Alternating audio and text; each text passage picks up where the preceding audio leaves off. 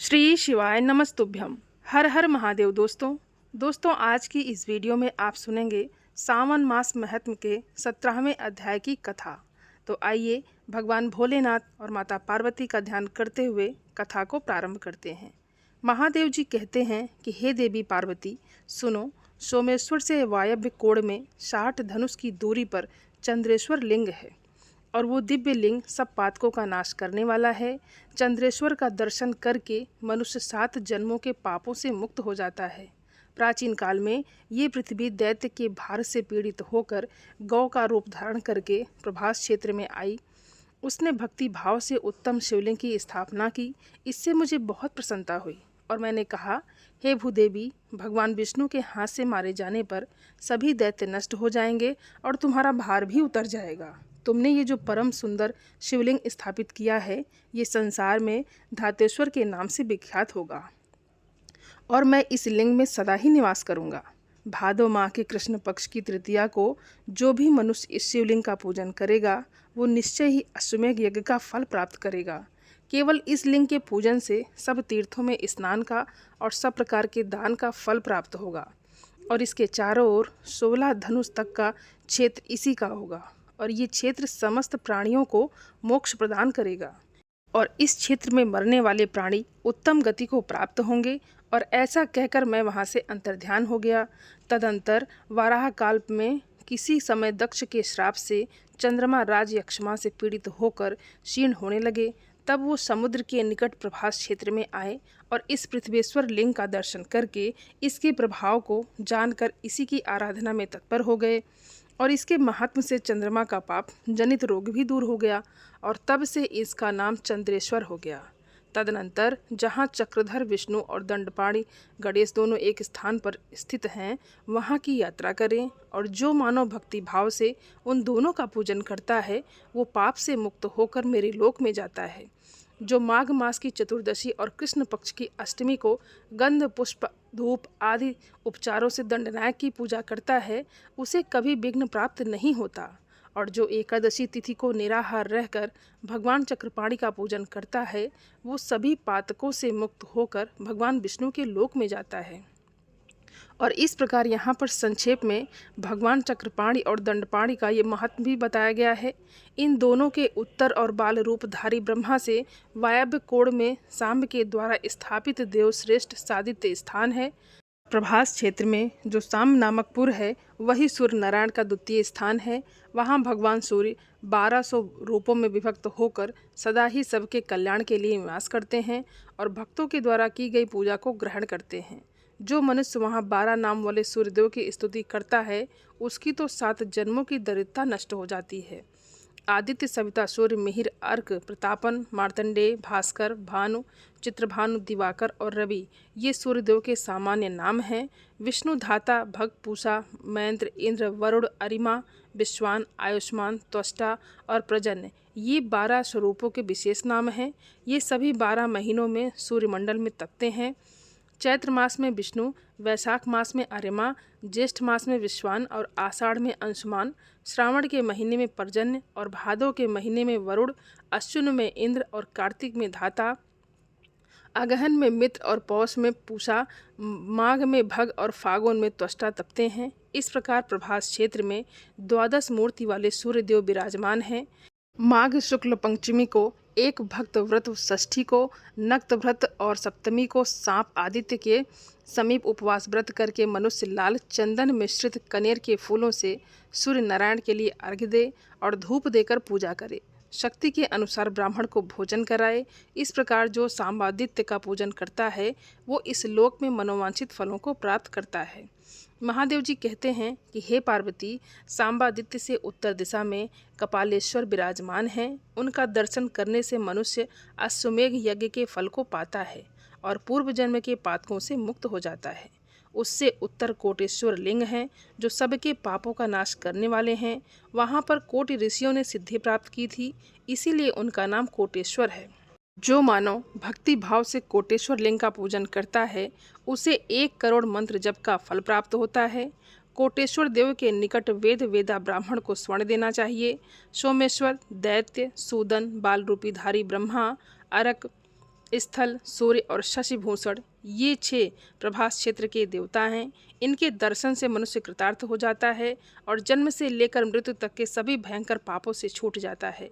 महादेव जी की बातें सुनकर पार्वती देवी ने पूछा कि हे भगवान, अन्य सभी स्थानों में तो वृद्ध रूपी ब्रह्मा है, यहाँ वो बाल रूपी कैसे हुए?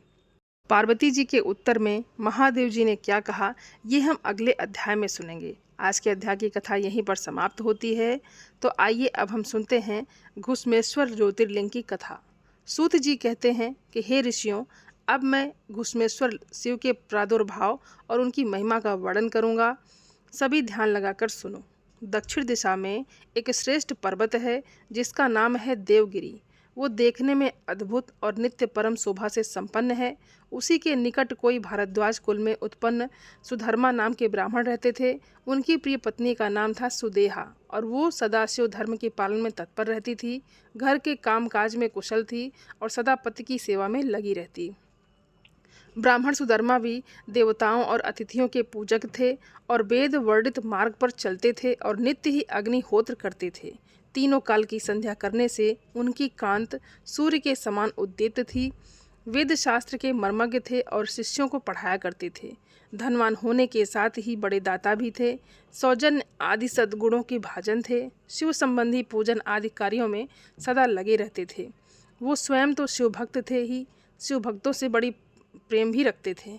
शिव भक्तों को बड़ा प्रिय भी थे वो। ये सब कुछ होने पर भी उनके कोई संतान नहीं थी, कोई पुत्र नहीं था। इससे ब्राह्मण को तो दुख नहीं होता था, परंतु उनकी पत्नी बहुत दुखी रहती थी। पड़ोसी और दूसरे लोग उन्हें ताना मारते थे। वो अपने पति से बार बार पुत्र के लिए प्रार्थना करती। उनके पति उनसे बार बार ज्ञानोपदेश के द्वारा समझाते उनको, पर उनका मन उसमें नहीं लगता था। अंतोगत्वा ब्राह्मण ने कुछ उपाय भी किया, पर वो सफल नहीं हुआ। तब ब्राह्मणी ने अत्यंत दुखी होकर बहुत हठ करके अपनी बहन घुश्मा से अपने पति का दूसरा विवाह करवा दिया। विवाह से पहले सुधर्मा ने उनको समझाया कि इस समय तो तुम बहन से प्यार कर रही हो, पर जब इसके पुत्र हो जाएगा तब इससे तुम्हें द्वेष होने लगेगा। तब उसने वचन दिया कि मैं बहन से कभी द्वेष नहीं करूंगी। ब्राह्मण सुधर्मा और घुश्मा का विवाह हो गया। विवाह हो जाने पर घुश्मा दासी की भांति बड़ी बहन की सेवा करने लगी। सुदेहा भी उससे बहुत प्यार करती थी। घुश्मा अपनी शिव भक्ता बहन की आज्ञा से नित्य 100 पार्थिव शिवलिंग बनाकर विधिवत उनका पूजन करती थी। पूजन करके वो निकटवर्ती तालाब में उनका विसर्जन कर देती। शंकर जी की कृपा से उन्हें एक सुंदर, सौभाग्यवान और सद्गुण संपन्न पुत्र की प्राप्ति हुई। अब घुश्मा का मान कुछ बढ़ गया। इससे सुदेहा के मन में ईर्ष्या होने लगी। समय पर उसके पुत्र का विवाह हुआ। पुत्रवधू घर में आ गई। अब तो वो और भी जलने लगी। उसकी बुद्धि भ्रष्ट हो गई थी और एक दिन रात में सोते हुए पुत्र को छुरे से शरीर के टुकड़े टुकड़े करके उसने मार डाला। कटे हुए अंगों को उसी तालाब में ले जाकर डाल दिया जहाँ कुशवा प्रतिदिन पार्थिव लिंगों का विसर्जन करती थी। पुत्र के अंगों को उस तालाब में फेंक कर वो लौट आई और घर में सुखपूर्वक सो गई। घुश्मा सुबह उठकर प्रतिदिन का पूजन आदि कर्म करने लगी। श्रेष्ठ ब्राह्मण सुधर्मा स्वयं भी नित्य कर्म में लग गए। इसी समय उनकी बड़ी पत्नी सुदेहा भी उठी और बड़े आनंद से घर के कामकाज करने लगी, क्योंकि उसके हृदय में पहले की जो ईर्ष्या की आग जली थी वो अब बुझ गई थी। प्रातःकाल उठकर जब बहू ने पति की शैया को देखा तो उसे खून से भीगी दिखाई दी। उस पर शरीर के कुछ टुकड़े भी थे। इससे उसे बड़ा दुख हुआ। उसने अपनी सास के पास जाकर निवेदन किया कि उत्तम व्रत का पालन करने वाली हे आर्य, आपके पुत्र कहाँ गए हैं? उनकी शैया रक्त से भीगी हुई है और उस पर शरीर के कुछ टुकड़े भी दिखाई देते हैं। हाय, मैं तो मारी गई। किसने ये दुष्टता किया? और ऐसा कहकर वो बेटे की प्रिय पत्नी भांति भांति से करुण विलाप करती हुई रोने लगी। सुधर्मा की बड़ी पत्नी सुदेहा भी उस समय हाय मैं मारी गई, हाय मैं मारी गई कहकर दुख में डूब गई। ऊपर से तो वो दुखी थी, पर मन ही मन हर्ष से भरी हुई थी। घुश्मा भी उस समय वधू के दुख को सुनकर अपने नित्य पार्थिव पूजन व्रत से विचलित नहीं हुई। उसका मन बेटे को देखने के लिए जरा भी उत्सुक नहीं था। उसके पति की भी ऐसी ही अवस्था थी। जब तक नित्य कर्म पूरा नहीं हुआ तब तक उन्हें किसी दूसरी बात की चिंता नहीं थी। दोपहर को पूजन समाप्त होने पर घुश्मा ने अपने पुत्र की भयंकर शैया पर देखा, तथापि उनके मन में किंचित मात्र भी दुख नहीं था। वो सोचने लगी, जिसने बेटा दिया था वही इसकी रक्षा भी करेंगे। वो भक्त प्रिय कहलाते हैं। वे कालों के भी काल हैं और सत्पुरुषों के आश्रय हैं। एकमात्र वही प्रभु शंभु हमारे रक्षक हैं। वो माला गूंथने वाले पुरुष की भांति जिनको जोड़ते हैं उन्हें अलग भी कर देते हैं। अब मेरे चिंता करने से होगा भी क्या? इस तत्व का विचार करके उसने भगवान शिव के भरोसे धैर्य धारण किया और उस समय दुख का अनुभव भी नहीं किया।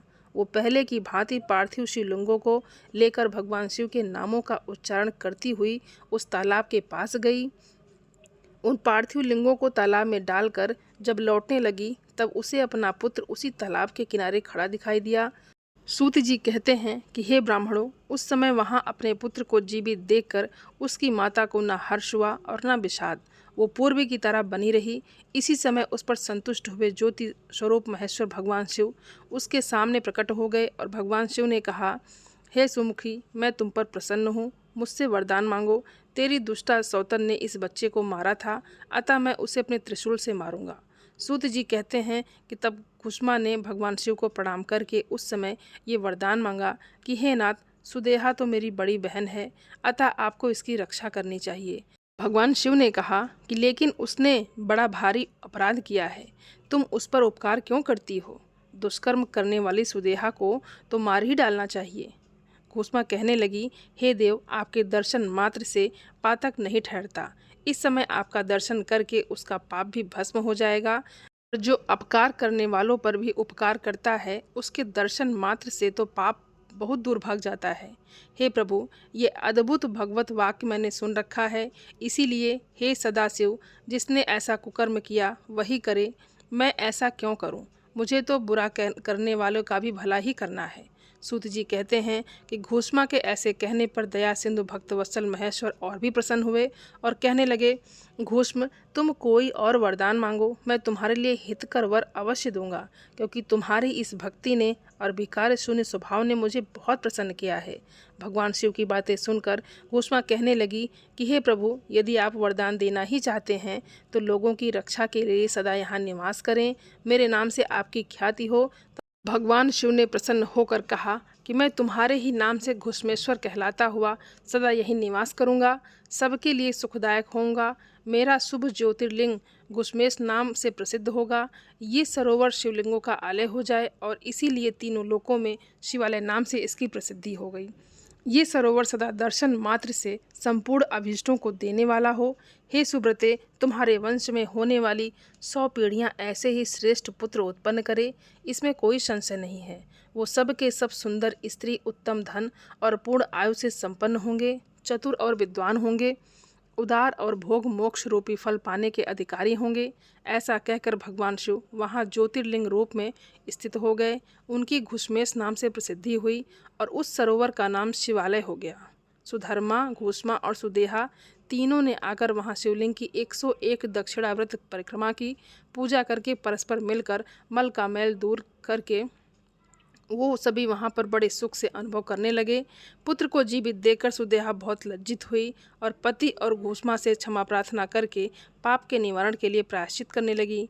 हे मुनीश्वरों, इस प्रकार वो घुसमेश्वर लिंग का प्रकट हुआ। उस लिंग का दर्शन और पूजन करने से सदा सुख की वृद्धि होती है और भगवान शिव की इस कथा को जो कोई भी पढ़ता है, सुनता है या सुनाता है, वो सभी पापों से मुक्त हो जाता है और भोग मोक्ष की प्राप्ति कराता है। बोलिए शंकर भगवान की जय, माता पार्वती की जय, घुसमेश्वर ज्योतिर्लिंग की जय।